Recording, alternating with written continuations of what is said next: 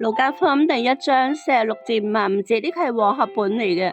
瑪利亞說：我心尊主為大，我寧以神我的救主為樂，因為他顧念他使女的卑微。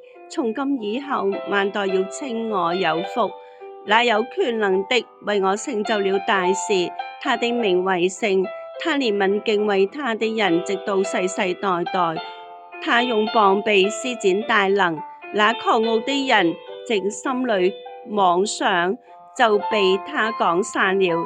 他叫有權柄的失位，叫卑微的升高，叫飢餓的得飽美治，叫富足的空手回去。